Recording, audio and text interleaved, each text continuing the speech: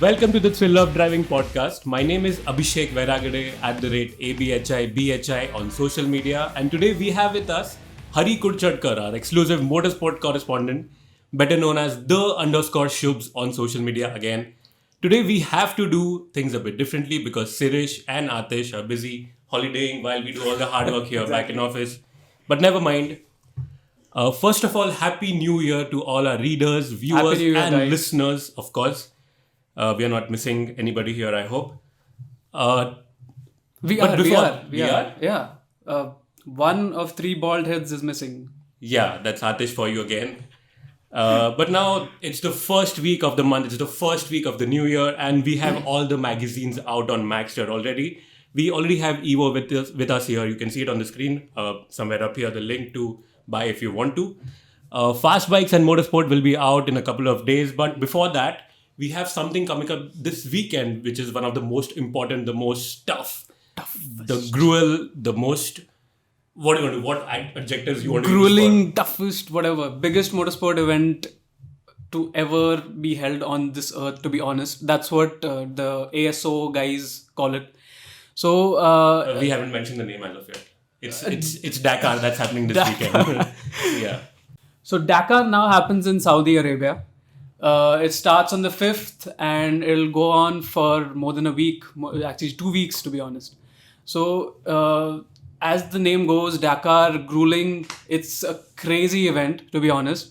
Our Indian teams, we have two Indian teams. One's your Sherco TVS and the other one's Hero Motorsports. So what's happening with the riders? I heard a lot of them crashing around. Exactly. Medgay is out now. Even I think you were saying Oriol Mena is already out for Hero. So these guys went out during just the training session. Okay. So Oriol Mena couldn't recover from his injuries. So Sebastian Bueller, he is a new rider. He's 25 years old. What about his experience? What has he done in the past? So he started bike racing, normal bike racing. Okay. Then he got into off-road, like how you did. Thank you. Okay. But I'm not a Dakar rider anyway. Exactly. Go ahead. That's my point. That's what my point is. Okay, so he started off as a bike racer, then got into off-road racing. And then I suppose he moved to motocross and enduro discipline. And then Hero picked him up right now to fill in for Oriol Mena because he could not recover from his injuries. Then as for Sherco TVS, we have Adrian Medgay replacing Michael. Okay. So Adrian replaces Michael this time in the Dakar because Michael suffered some injuries during training. Okay, lots of injuries happening around. Anyway, so what's happening with CS and Arvind KP? So Arvind KP is not doing Dakar this year. So Harit Nova is the only Indian rider. I heard he's been through some injuries. Yeah, so he is again recovering. He has, I suppose, a knee injury or an ankle injury. Yeah. And he has a fractured wrist or something like that. I met him twice, I remember. In the last 2 months, you can't understand if he's already had an injury because he's moving around, he was cycling, he was riding everywhere. But he can't take the toll of riding a rally bike. Right. Because it's you are doing thousands and thousands of kilometers over 2 weeks. So I don't think they can't call him fit for the rally. Okay. So, and what about CS? I think this is his So CS, sixth. yes, this is his sixth Dakar outing, third with the team Hero Motorsports. So he's fit enough. I'm sure he'd be gunning for the top 10 this time. But their main focus is always finishing the rally. So that's the crux. Right. Okay, I don't follow the sport much. I have not been following it much. I watch only F1 and MotoGP, to be honest. And if I want to follow it starting this year, where do I begin? Where do I start? So you start from the YouTube channel, follow them on Instagram and Facebook. They're very, very active on Instagram. So their live feed would start on 4th or the 5th. That's when their starting podium is. So stay tuned to that or stay tuned to Motorsport and Evo. Yeah, don't forget that. Also, the handle will be put up somewhere here. The Dakar official handle will be somewhere here for you to follow. And now that we're talking about motorsport, let's talk about the motorsport issue that's come out this month. Exactly. Of course, it features Lewis Hamilton on the cover, my favorite athlete right now. He's so awe-inspiring. He's so awesome that I've been following him for the last, 12, 13 years now. He's been racing, I remember. But yeah, Before that, when he signed up for McLaren, I was following him very closely, and that was one of the reasons why I started watching F1. Today, he's a 6 times champ, and he's almost there with Schumacher. We thought nobody would get close to Schumacher, but he's already there, and that's what the story is going to be. The cover story is about all. It's on the cover. It's a big feature. We've done about 10 or 12 pages in the magazine. So please have a read. And what else do we have in motorsport? So the biggest sporting event for India was the X1 Racing League and the JK Tyre Festival of Speed. So the JK Tyre Festival of Speed, to be honest, is the second. I feel it's the second most biggest event to happen on the BIC after F1. Okay. The X1 again is the brainchild, as you know, of Arman and Aditya. So they tried to give us a really unique experience. Like what is cricket? What Exactly, IPL is for the cricket. IPL. So they're planned around 6 rounds, I suppose. Okay. But last minute changes and things like that were they cut it down to 2 rounds. Okay. That's one round at the BIC with the Festival of Speed, and the second round, ending round, ultimate round at the Chennai track. Kudos to these guys. A big round of applause to these guys, because a sporting league, a motorsport league, is not something that you can actually execute in really India, easily. Exactly. Because the government considers it as an source of entertainment. Yeah, it's not a sport. Yeah. So we had top drivers from all around the world. We had our top Indian drivers, touring car drivers, Formula drivers. Correct. They were all there. It was an amazing spectacle. Apart from the cars having a bit of an issue, everything was amazing. So is it going to happen again next year, or are we going to see it? Yeah, Aditya mentioned that, Aditya and Arman both mentioned that it will happen next year. Maybe a change of cars, maybe a change of schedule also, and the places, the circuits, they may have street circuits this time. That's great. But if you're considering street circuits, how big are the cars?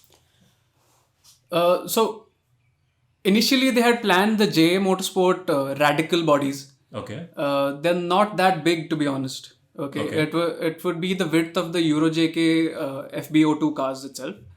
But then I suppose the street circuits would be open to, you could change the layout of the circuits and stuff according to the car. I suppose that's how the Formula E works, right? Right. So in Sanya, they always have that track set up. Okay. For Formula E. So I suppose we should expect that. Okay, so you can grab the copy of Motorsport right now. It's available on Maxter. After that, we have our own, the first magazine here, Evo India, which is the first magazine out this month. We are doing the E-Koti, the most popular feature that we do every year. It happens every Jan. It's there on almost all the covers of January issue. And this month, it's no different.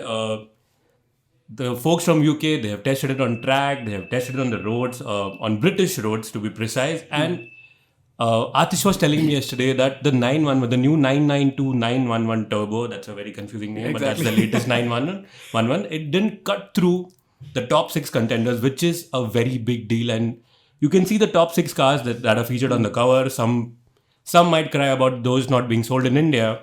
But yeah, there are some other cars that are there in India. But just considering the competition, it's a very, very big deal. And I can assure you, this is the best story that you'll read about the supercars that are out there across the globe.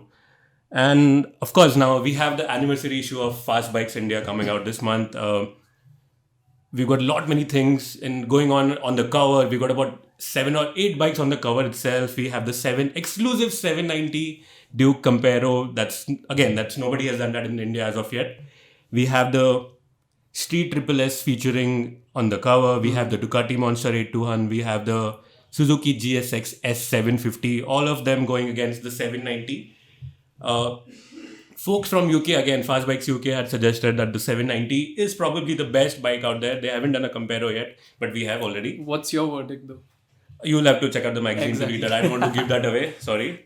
But yeah, the 790 is very promising, and I've already read about the 890. 890 is the upgrade to the 7. Not an upgrade. It's basically a direct contender to the Street Triple RS, which Insert spec sheet here. Yeah. The Triple RS is the benchmark in this segment. I call it a super mid segment, which is, it's exclusive. it has its own class. But now the 890R, the 890R is already there, and KTM has got an upper hand because they have adjustable suspension. They have they don't have M50. They have stylema, calipers. They are doing everything that Triumph has done, but they're going one step ahead. They're doing it better. And if you consider the initial reviews of the 890, they're saying it's the best KTM ever made. And that is a very big deal because KTM is into off-road bikes, supercross, motocross bikes, but this is a road bike and they're saying it's better than the 1290 even, which is a very, very big deal. And we are waiting to ride it. I think it will come to India maybe sometime this year or maybe next year. And we are waiting to see it on the cover of Fast Bikes. I'm sure it's going to be epic. What else? We've got, Sirish has done a story after, I think about, 12 months. It's been 12 months. I think he did the RR310. That was 2 years back. Okay, that's been 24 months. So yeah, it's a big story that Sirish has done. We have featured 3 fast bikes that have basically changed the motorcycling scenario in India, which obviously begins with the Bajaj Pulsar. We all love it. I think, did you own a bike earlier? No, a scooter. I started off on a scooter. I learnt on an RX-100. I always found the Pulsar to be really too cool for its time. Also, the R15, I really find it cool, man. Yeah, it's still is cool. it actually good on track, like how people say it is? It is brilliant on track, and I know for a fact that Adil was on the team that developed the bike for Yamaha, and a lot of work has gone into the production in terms of how it's done for India. It was specifically made for India, and of course we have the 390 in the story as well. I think all of the auto journals have a 390 at home. Almost all of them, including Atish. Okay, he bought it recently. He never had a bike. But yeah, almost all of the journals swear by it. And we think these are the 3 bikes that have changed the motorcycling scenario in India. And this is a very cool feature that we have done this month. Again, this is the 3rd anniversary issue. Don't forget that. Yeah, again, we've got a lot of comparos coming in this month. We got the Gixxer 250. We got the FZ25. We've got the Benelli 250. The Leoncino 250. We got the CB300R. We got the scooters. That's a beautiful bike. The CB300. Right? Yeah, it's lovely. Although it's compact. Yeah. I find it really agile. Yeah. It's an everyday bike. I think a good 390 competitor. Yeah. And considering it almost won the IMOT, it got beaten by just 1 point. It was almost there. But yeah, again, the Expulse did it better, they say. So yeah. We got a lot of bikes coming this month. We also on the cover is the Triumph Rocket 3. Again, we haven't ridden that. Our folks from UK have done it. And they say it is the coolest big bike to own. And if you don't want a Harley, I think this is the best option. I don't think that's big. That's humongous bike. Yeah. Okay. You've seen it in person? No, I've seen the previous gen in person. My neighbor used to own one. Yeah. It was... Forget it. Okay, the new one is just epic, and it's lost about 40 kg, which is a very big deal for a bike this size. But the engine is bigger. It's bigger by 200 cc. Then they say it's the the torquiest production motorcycle on earth, and it shows. And we believe them. Yeah, of course we believe them, and I think it's already here in India, and we probably are going to ride it in the next 2-3 weeks or so. So yeah, a lot of interesting things coming up this month.